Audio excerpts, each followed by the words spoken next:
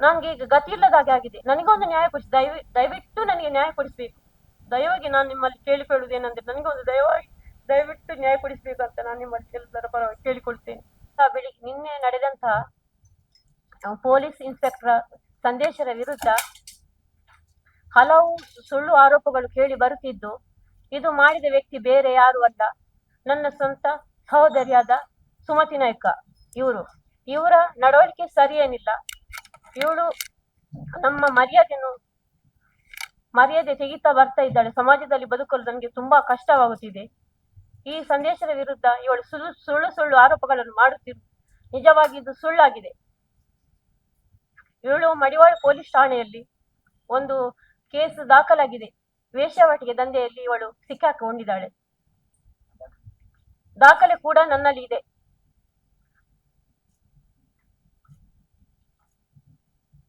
ಇವಳು ಒಂದು ಕಾರ್ಕಳದಲ್ಲಿ ಒಂದು ಪ್ರವೀಣ್ ಪಿಂಟು ಅಂತ ಒಂದು ವ್ಯಕ್ತಿಗೆ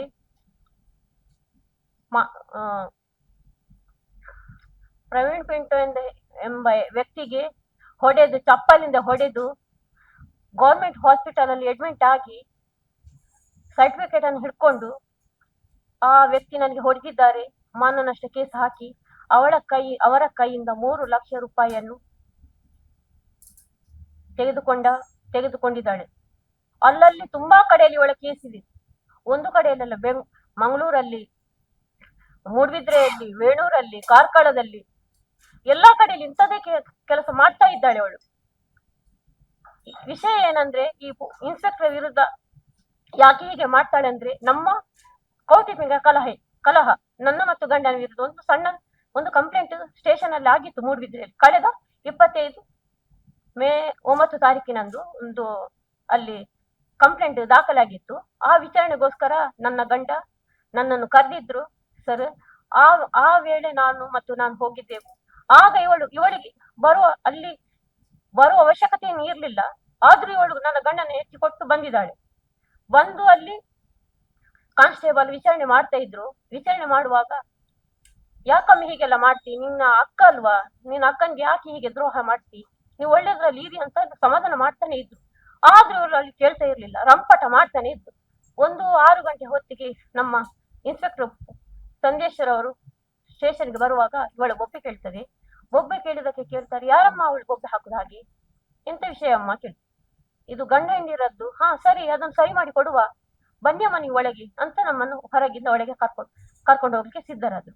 ಆ ಟೈಮಲ್ಲಿ ಇವಳು ಎಂತ ಮಾಡಿದ್ರು, ಹೋಗ್ಬೇಡಿ, ಎಲ್ಲಿಗೆ ನೀವು ಕರ್ಕೊಂಡು ಹೋಗುದು, ನೀವು ನ್ಯಾಯ ಇಲ್ಲೇ ಸರಿ ಮಾಡಿ ಕೊಡ್ಬೇಕು, ಭಾವನನ್ನು ಎಲ್ಲಿಗೆ ಕರ್ಕೊಂಡು ಹೋಗುದು, ನೀವು ಸರಿ ಮಾಡಿಕೊಂಡು ಸಿದ್ದರಾಮಯ್ಯನಲ್ಲಿ ಹೇಳ್ತೇನೆ, ಎಲ್ಲ ರಾಜಕಾರಣಿಯವರೆಲ್ಲ ಹೆಸರುಗಳನ್ನು ಹೇಳ್ತಾ ಅವರ ಹತ್ರ ಧಮಕಿಯಲ್ಲಿ ಬೊಬ್ಬೆಯಲ್ಲಿ ಇದು ಮಾಡ್ತಿದ್ರು. ಆಗ ಸರ್ ಹೇಳಿದ್ರು, ಸುಮ್ಮನಿರಮ್ಮ, ನಿನ್ನ ತಂಗಿ, ನಿನ್ನ ಅಕ್ಕನಿಗೆ ನೀನು ಯಾಕೆ ಹೀಗೆಲ್ಲ ಮಾಡ್ತಿ, ಹಿಂಸೆ ಎಲ್ಲ ಕೊಡ್ತಿ, ಅದು ಗಂಡ ಹೆಂಡತಿ ಒಳ್ಳೇದಾದ್ರೆ ನಿನ್ಗೆ ಒಳ್ಳೇದಲ್ವಾ ಅಂತೇಳಿ ಅವ್ರು ನಮ್ಮ ಒಳ್ಳೇದಕ್ಕೆ ಬಂದಿದ್ರು. ಅಷ್ಟಾಗುವಾಗ ಅವಳ ಮಗ ವಿಡಿಯೋ ಒಂದು ಮಾಡಿದ. ವಿಡಿಯೋ ಮಾಡುವಾಗ ಸರ್ ಏನಂದ್ರು, ಅವನ ಕೈಯಿಂದ ಸ್ಟೇಷನ್ ಅಲ್ಲಿ ವಿಡಿಯೋ ಮಾಡೋ ಅವಶ್ಯಕತೆ ಇಲ್ಲ, ಅದು ಮೊಬೈಲ್ ತಕೊಳ್ಳಿ ಅಂತ ಹೇಳಿ ಪೊಲೀಸ್ನವ್ರಿಗೆ ಹೇಳಿದ್ರು. ಪೊಲೀಸ್ನವರು ಮೊಬೈಲ್ ತಗೊಳ್ಳಿಕ್ಕೆ ಹೋಗುವಾಗ ಎಂತಾಯ್ತು, ಇವಳು ಚಪ್ಪಲಿಂದ